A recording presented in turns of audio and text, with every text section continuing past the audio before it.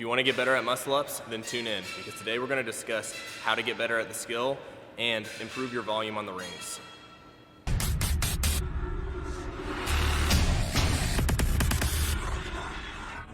So let's jump in. Today we're going to discuss how to improve your muscle up, improving quality, then quantity, in that order. This is not for people who are looking to get their first muscle up. You may be able to learn, some principles or some ideas from this discussion, but today we're going to be discussing people who have already learned how to do a muscle up, are strong enough, and are going to improve that, and then how we will build upon that. So not for people who don't have a muscle up yet. And we're going to break it down into 4 groups today. So we're going to discuss the groups, and then we're going to give some examples on what training might look like. But overall, this is for people who are strong enough, don't need to work on strength.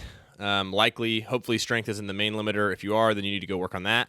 But this is just more around improving the muscle up specifically. Our groups. We have 4 groups we're going to talk about. Mainly, we're going to talk about 3 of them. So they're broken into how many reps you can do unbroken. Group 1 is 2 to 5 unbroken reps. Group 2 is 6 to 9 unbroken reps. Group 3 is 10 to 14 unbroken reps. And then group 4 is 15 plus unbroken reps. So we're going to break down the groups and talk about what they should be focusing on and what is the best route for them to improve upon getting better reps, more reps, and better reps in terms of quality. All right, so group 1, 2 to 5 unbroken reps. So you can do 2, 3, 4, or 5 unbroken reps in a row on the rings. Your primary focus needs to be building quality reps, okay? This means not in a workout. This means on their own, performing them like a high skill. Think of these as like, something that you want your utmost attention and focus going into. So you don't want to do these under fatigue. You need to perform them in isolation. And you don't want to be creating poor habits. So that's why we're doing these things. You don't want bad movement, failed reps. You don't want to start ingraining these things into your brain that aren't good, because that is what's going to rise to the surface when you're in fatigue later. We got 2 examples for training. And again, this is just specifically for the muscle up. If you're in 2 to 5, you likely do need to get stronger and build up some strength in, the deep range of motions of the dip, the swinging, the backswing, being at extension. So there is a lot of strength that goes into the muscle up, but right now we're just specifically talking about how to improve the muscle up as a skill. So example 1 is going to be accumulate 10 reps, 10 perfect reps, and all as singles. So you're going to rest a minimum of 90 seconds or 2 full recovery.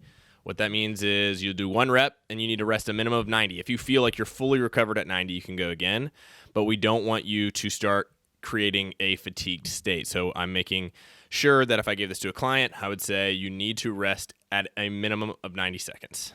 Example 2 is 2 to 3 unbroken muscle ups. Again, I put perfect just for the language to the client. These need to look good. If they start to look poor, then we need to stop.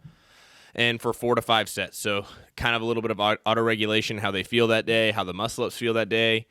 So they could do 2 by 4 or they could do 3 by 5. Just depends on what they're feeling and how they look. If the first few, they're a little timid and they said, okay, I'm just going to do 2 reps, that's okay. And maybe later on they're going to, by the last set, they build to 3 because they feel nice and confident. That's okay.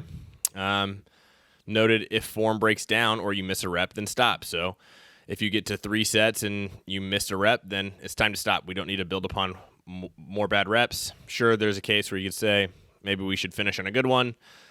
That's for the coach to decide. But again, these are just good examples of what training should look like in that group 1.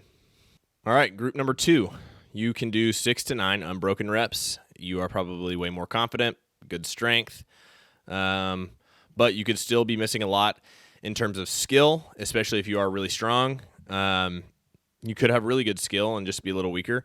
But as a whole, the primary focus needs to be quality reps and volume building. So that means we're still focusing on building extreme quality, but then adding a little more volume. So having that in mind. Whereas before we were just focused on perfect reps, that's how we're going to get better. Now we need to accumulate more reps over a span of a week or an entire training cycle. So there's still going to be a lot of practice in isolation. Excuse me.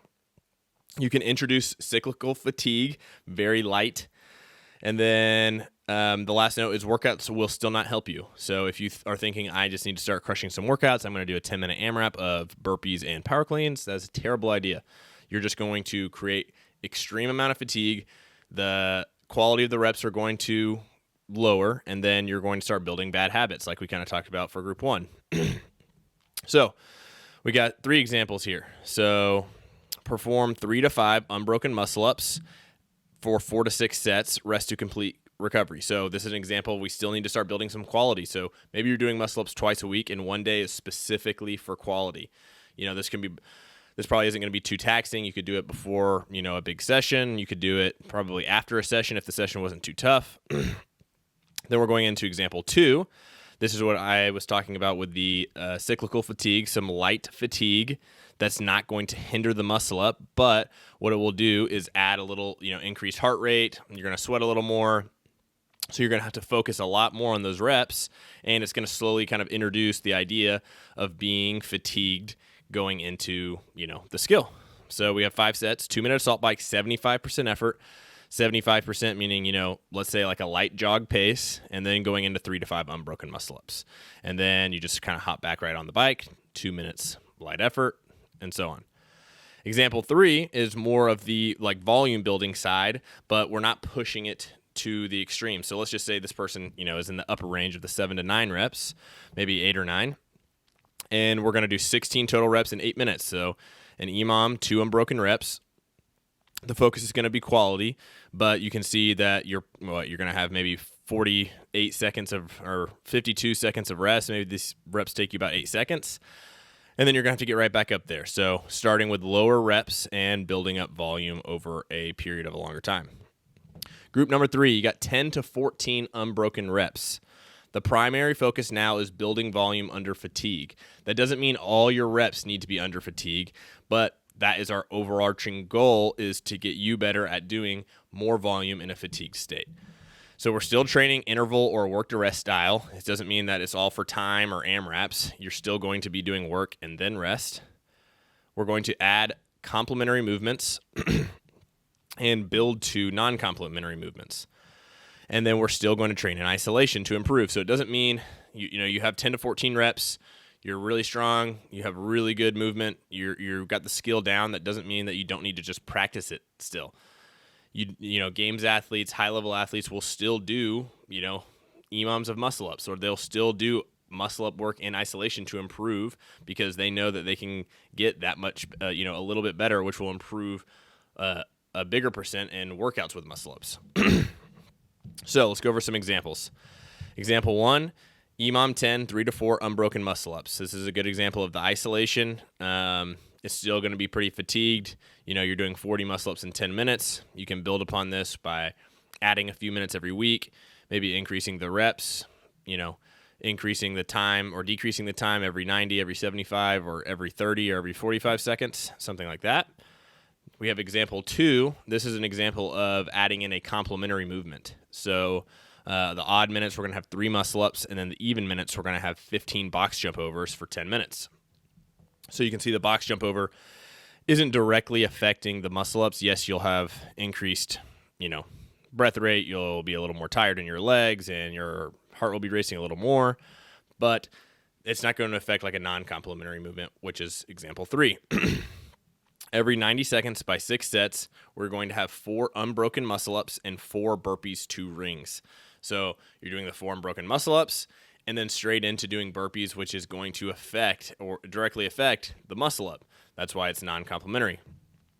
So I'm doing this for every 90 seconds. This is 24 muscle-ups, 24 burpees to rings in a shorter amount of time, in 9 minutes. So you can see that the fatigue will start adding up, but this will help increase your capacity at the movement. And a lot of the times in workouts that we're given or tested on, you'll be doing muscle-ups with things, like a wall ball, so your arms might be tired, or a thruster, so your arms are tired.